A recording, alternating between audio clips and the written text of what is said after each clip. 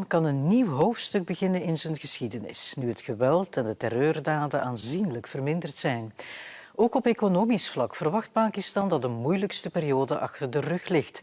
Dat zegt premier Imran in een exclusief interview met onze verslaggever Steven de Kranen. So, Prime Minister, may I ask first, how different is it to leading a country than to captaining a sports team? Because leadership is needed in both. Well, let me first say the similarity. Similarity in both is that you have to struggle. And the dynamics of struggle are such that you only succeed if you learn from the bad times, from your mistakes. You learn and then you pick yourself up. So that's where the similarity is. Otherwise, it's, of course, completely different. Running a cricket team is completely different to running a country. And, of course, different challenges. And then countries with entrenched, strong institutions are much easier to run. A country which faces challenges in the worst challenge in as far as the economy is concerned, huge fiscal and current account deficits. And so in that, obviously, it's a much bigger challenge. If we start with the hardest issues, Kashmir, we in Europe are wondering, will it ever be a happy place, Kashmir? Is there a solution possible? Kashmir is something which Pakistan and India have actually gone to war 3 times. And Kashmir remains the biggest hurdle in there being normal relationship between the 2 big South Asian countries. And actually Kashmir is the main hurdle which would lead to, which is in the way of trade prosperity. Because, you know, if the 2 countries were trading with normal relationship, then the best way to reduce poverty in the subcontinent would be trade and normal relations. So Kashmir has a problem that has been very difficult to sort out because, unfortunately, you know, India feels it's a stronger power, might is right, whereas the UN resolutions in way 70 years ago, according to them, the people of Kashmir had the right for self-determination. They were supposed to, through a plebiscite, decide their destiny. They wanted to go to India or Pakistan. That right was never given because India knew that if that right was given, they would opt for Pakistan because it's a Muslim majority province. And India was divided according to the majority religion. So if it was a Hindu majority, it went to India. Or if it was Sikh majority, it went to India. If it was Muslim majority, it became Pakistan. Kashmir was an overwhelming Muslim majority province. And through force of arms, India has occupied it. And they promised but did not allow them to have the right for self-determination. This promise was made by the first Prime Minister, Mr. Nehru, but that promise was never fulfilled. So Kashmir now has become a real problem because what India has a problem for India because they have forcibly annexed it. It was a dispute between Pakistan and India. They have annexed it unilaterally. And for over 6 months, the people of Kashmir are in an open prison by 700,000 Indian troops. 8 million people of Kashmir have no access to media. Their leaders have been put in jail. Anyone who protests has been put into jail. Students, teenagers, media clamped down. So there's a siege. 8 million people are under siege by 700,000 troops. And do you think, apart from Kashmir, will there ever be normal relations between Pakistan and India, or is it too much history or too soon, perhaps? No, I feel that if there was strong, clear-headed leadership in India, this problem would be solved. No problem. Every problem has a solution. problem in India right now is that they have an extremist ideology. The RSS is an extremist ideology inspired by the Nazis in the 30s. And the founding fathers of RSS, which is ruling India now, were inspired by Hitler and this racist Aryan philosophy of Hitler, and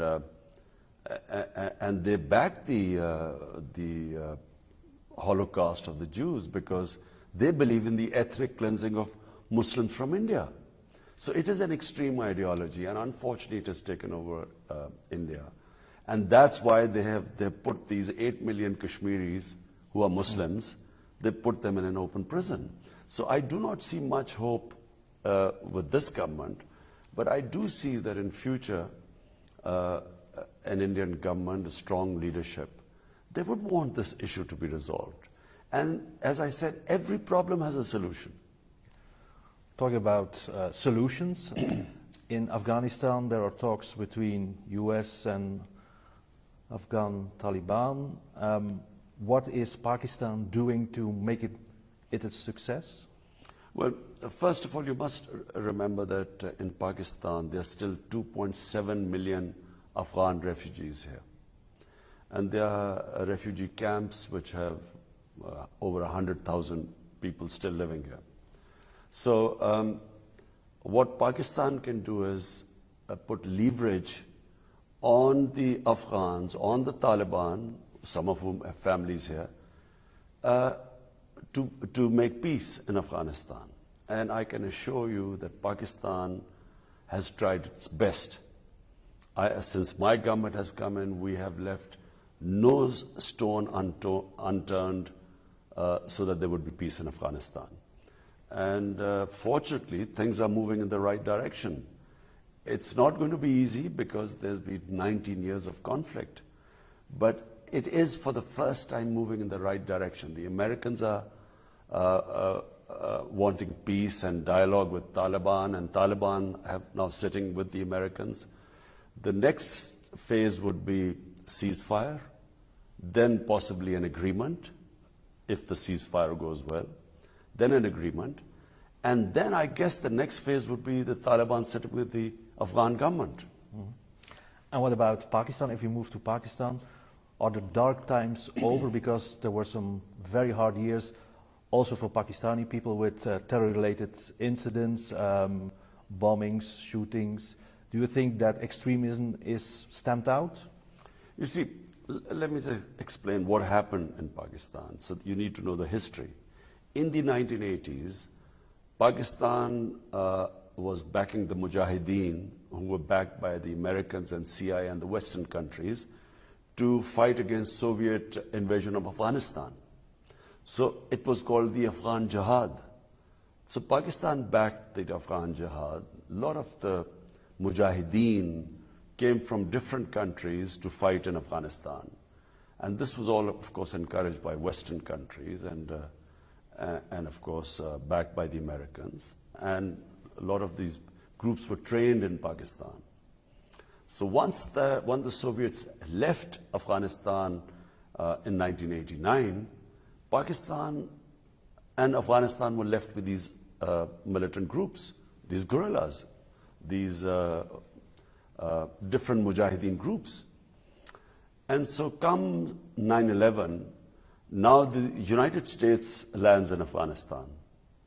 Now, the same groups who were told that jihad was a good thing against foreign invaders, because the United States came, they now were told that no, against the United States, because these are the good guys, it's terrorism. It was jihad against the Soviets. So, of course, not all of them understood. And Pakistan, by joining the US war, we ended up these groups turning against Pakistan. So that's when we went against this period of terrorism, suicide attacks. 70,000 Pakistanis lost their lives in that 10, 12-year period. And fortunately, and full marks to our security forces, and especially our intelligence agencies, who gave great sacrifices, but they now have controlled the insurgency. And I'm very happy to say that my first year as Prime Minister, 2019 was the safest year in Pakistan since 9/11. Okay. If we move to another hard issue, you've spoken about the economy, double-digit inflation, huge debt, loan with IMF. People would say, how can you succeed? But in the street, people tell to me, the Prime Minister is very resolved because he has proven it in cricket, he has proven it with the hospital, he has proven it becoming Prime Minister. But what can you do to be different than your predecessors to really make it work? Well, it's like if you inherit a house which is bankrupt and their creditors coming to ask for their money back and their loans, and someone is coming for rent of the house, others are coming for the rent, you've rented a car or something. So for a while that house goes through a tough period. While you cut your expenses and you raise your revenues, so you no longer are indebted, and so you don't have to borrow, and then you have to pay the interest on the loans. So that is a tough period. Every house which borrows and where the expenses are more than its revenues, every house goes through a tough period, and every country which has been in the same situation as Pakistan has to go through what is called the structural readjustment, where you raise your revenues to match your expenditure. And while you cut your expenditure, obviously, the people go through a bad time. Not only did we have this big fiscal deficit and current account deficit, we also have bankrupted utilities. Our electricity, had incurred huge losses. So we had a huge debt in electricity. And then our gas, so that affected our industry, because because of these huge debts, you had to raise the prices of electricity and gas. And when you raise the prices, the industry got affected, because that can't compete with the exports of your neighboring countries, which means you can't reduce your deficit. So you're caught in this debt trap. And so the first year was very difficult. 2019 was a very difficult year for Pakistan. But now, fortunately, we brought the current account deficit down by 75% in 1 year, which was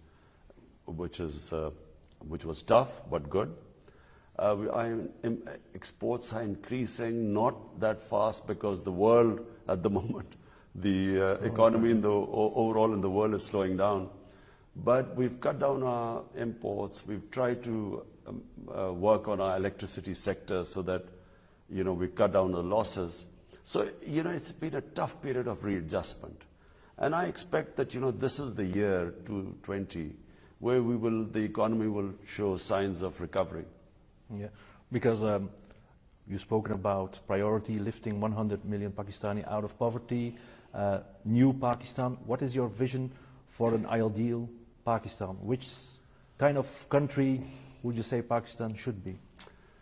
My idea of Pakistan is what was the founding fathers' idea of Pakistan, which was an Islamic welfare state, a state which is just and humane, which looks after the state, looks after the bottom tier of the population, the weaker section of the society.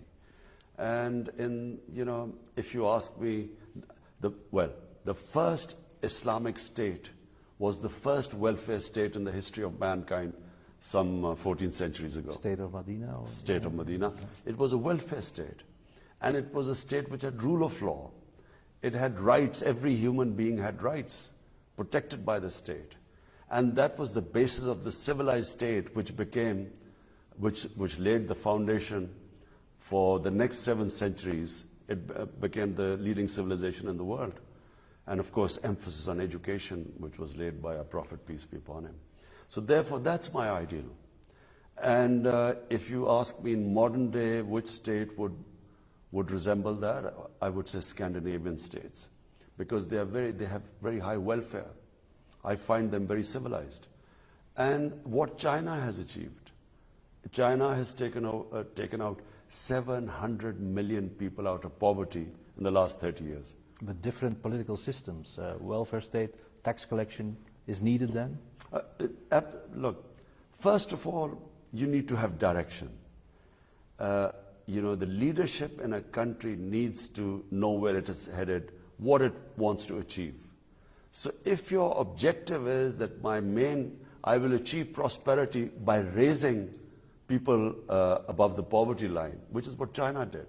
Because China 30 years ago was not that richer an economy. But by lifting people out of poverty, they created extra demand. And then the extra demand meant the entire world's multinationals wanted to be there. And China has, it's remarkable, it's a miracle. But the basis of that prosperity was that the state took a decision that our priority is to lift people out of poverty. That's what my decision is. Despite all the problems what we face, we have allocated the highest amount of money for poverty alleviation in our history. I mean, despite the economic crunch, the outlay for poverty alleviation is the highest today in Pakistan. And when you're talking about moving economically, there is cooperation with China. What is the message from Pakistan to Europe? What do you expect from Europe, or what do you want to ask from Europe? Well, trade really, Europe has been very good to us. We have got the GSP plus, which means we get preferential trade agreement with Europe, and that's very positive. And of course, Europe is one of Pakistan's biggest trading partner. So trade really with Europe. Pakistan is open for business. Even in Gawadar, there's still room and place in the port for European companies and countries to invest. Of course, you see, a CPEC just gives an opportunity to connectivity to China. But it's not exclusive. I mean, Chinese also would want this to become an investment hub for companies from all over the world, especially in Europe. Talking about climate change, Europe, there's a lot of political debate about it, but it's one of Pakistan's main challenges as well, and Pakistan is doing a lot. Why is Pakistan doing a lot? Because in contributing to the problem, you're not a big player, so you're doing a lot for solutions. Well, first of all, I was always an environmentalist because I loved hunting, I loved shooting. And as I grew up, I saw that in Pakistan, two things were happening. Our forests were disappearing, and our wildlife was disappearing. So from becoming a hunter, I became a conservationist. And so I've always, I loved Pakistan's wilderness. I think Pakistan has some of the most diverse wilderness in the world. It has 12 climatic zones. From alpine, it goes right down to the coast and the desert. And so being an outdoor person, and I love trekking in our mountains. Our mountains are probably, there's nowhere, I've been everywhere. Nowhere in the world you have this sort of trekking we have in our mountains in the four ranges, Himalayas, Karakoram, Suleiman Range, Hindu Kush. So as I grew up, I realized that the beauty of this country was disappearing because our wilderness was disappearing and our forest cover was disappearing. So when my party came to power in the Khyber Pakhtunkhwa province of one of the four provinces, so we decided to plant 1 billion trees in 4 years, and we did it. And now we've set ourselves targets since I became the Prime Minister of 10 billion trees in Pakistan. And it's really to improve our environment, improve our forest cover, bring back wildlife. But Pakistan is also likely to be affected by climate change more than other countries because this country depends on our rivers. And our rivers, 80% of the water in our rivers comes from the glaciers in the mountains. And because of global warming, these glaciers are melting at a fast rate, and that is a big worry for us. We have the impression in Europe that Pakistan is opening up to the world, getting out of isolation, and tourism could be a driver to get more people from all over the world to Pakistan. Are there special measurements taken to even accelerate tourism? Yes, we've opened up Pakistan. 70 countries can get visa at the airport. We have opened up all our areas. And now that it's been one of the safest years, 2019, our tourism doubled in 1 year. Pakistan offers probably the most unique tourism in the world because because of its diversity. Firstly, it's an ancient land. The Indus Valley civilization is 5,000 years old. Secondly, it is home to 4 world religions. Sufism, it has some of the ancient sites for Sufism. Then Hinduism, it has ancient sites for the Hindu religion. Then Sikhism, it has 2 of the most revered sites in Pakistan for the Sikh religion. And then, of course, Buddhism. The north of Islamabad was the center of the Gandhara civilization. And that is, one of the more, for the Buddhists, this is one of the best places for visiting their ancient sites. And on top of it, we have our mountains in the north. We probably have the most unique mountain tourism in the world. Firstly, it's undiscovered. Not many people know about it. Half the world peaks over 24,000 feet are in Pakistan, including the second highest mountain. So it has diverse tourism. And the cities, 3 cities, are over 1,000 years old. So in that sense, Pakistan is undiscovered. It's not actually, some countries are destroyed by tourism. Pakistan is not. A lot of hospitality here, and with peace now and security in this country, we expect that the level of tourism will grow quantumly in Pakistan. Finally, may I ask you 2 perhaps more personal questions which trigger me. Why did you, as a famous sports star, came back to Pakistan? Was it a kind of duty, inevitable? Because you could say, I stay in London or the Bahamas, and into politics is already difficult, coming to Pakistan as well with expectations. So what was the driver to get you into politics? First of all, I never really lived away from Pakistan. I only went for studying in England for 4 years. And then I used to play professional cricket in England. So that meant summer in England, but winter was always in Pakistan. So I never really went away. Never at any point did I ever want to live away from Pakistan. I never wanted to take a British passport, although I was spending, almost 17, 18 summers playing professional cricket there. But you see, I could never imagine a purposeless existence. My life was always driven from the age of 9. From the age of 9, I wanted to represent Pakistan in cricket. And so from that age onwards, till I left cricket, I was driven by, taking Pakistan to the top of world cricket. And my last match was Pakistan winning the World Cup. Then I spent the next 10 years building a cancer hospital. My mother died of cancer. And so poor people had nowhere to go if they get cancer. So it took me almost 8 years to build 9 years to build the cancer hospital.